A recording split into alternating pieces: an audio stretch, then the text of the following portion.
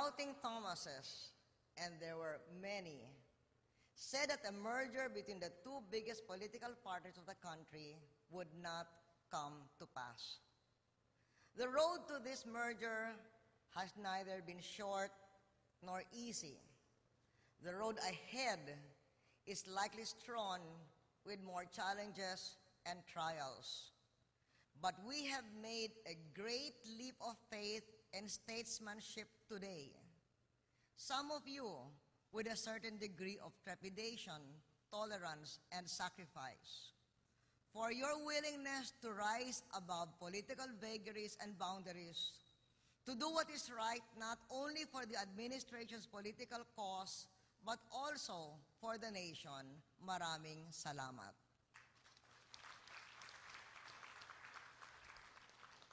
We thank the leadership of the erstwhile disparate parties and the members of the Consolidation and Unification Committee, who painstakingly provided a mechanism for planning, consultations, and actual groundwork for today's unification. The event unfolding today is a presage and necessary ingredient to political harmony, not only within the administration coalition, but throughout the country. The call for national political harmony and civility must emanate from us who constitute the political majority. It must take root first in our backyard. Indeed, our merged party is big enough to provide a critical mass, a veritable momentum towards national unity and solidarity.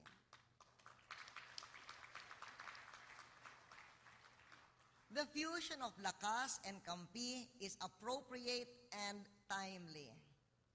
The next 13 months will be the biggest push of our incumbent administration to clip poverty and unemployment and address the perennial concerns over infrastructure, health, education, services, and other forms of need in all our communities.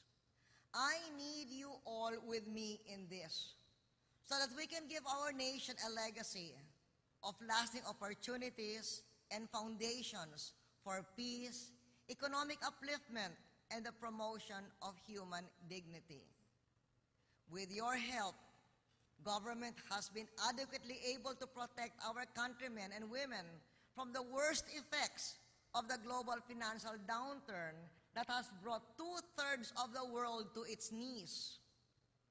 As one party now, we shall, God willing, drive the last fearsome effects of this global crisis away. To build a sustainable national economy in the face of the global economic crisis, I need you with me.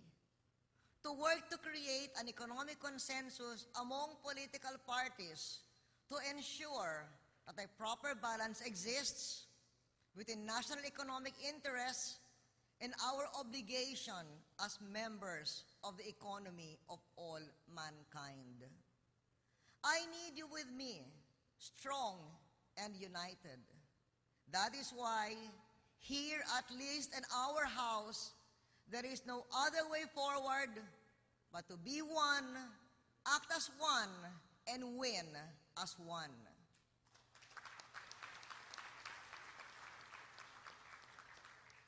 Rarely will we be unanimous in our thinking and opinions. But I would hope that all of us will be disciplined enough to support the party stand.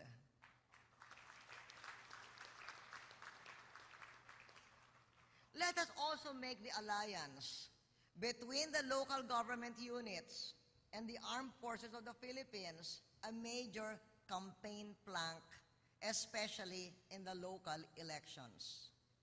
I ask administration candidates to take this up as a key governance thrust and openly support those who pledge to push peace and development and oppose collaborators of those who seek to use violence to overthrow government and to impose their obsolete ideology on the people.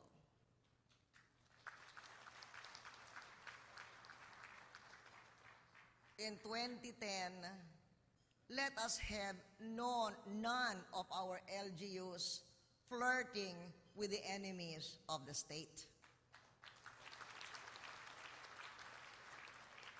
And let us show those who continue to do so as undermining their communities and their republic. I am confident that with you working with me now under one political name and banner, we can further strengthen our partnership in pursuit of the people's welfare. Our government has always found it easier and more productive to bring down projects and services to provinces and localities where governors are not at odds with congressmen or mayors are not at odds with their governors or their congressmen. And I am glad that our merged party will have a mechanism for reconciliation or, if necessary, the adjudication of disputes at the local level. Cynics and detractors love to paint grim scenarios about the cancellation of the 2010 elections. Let this merger of Lakas and Campi be tangible proof of the administration's readiness, nay, determination to help ensure that the elections do push through.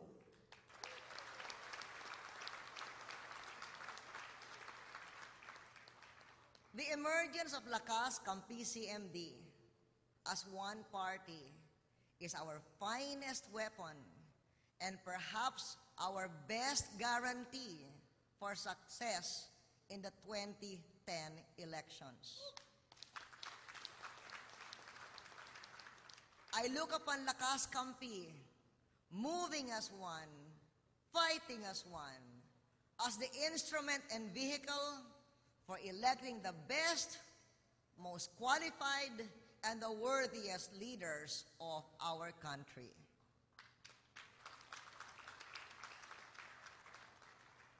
Let us strive for victory, which not only our party, but the entire nation and our democracy can claim as their own. Let us achieve victory in the context and manner of clean and credible elections, worthy of the Filipinos' democratic traditions. After all, electoral reforms, especially automation, are a priority item in our administration's 10-point agenda. Let us win, not because we are powerful. Let us win because we are united and because ours is a program of performance and delivery for the good of our people.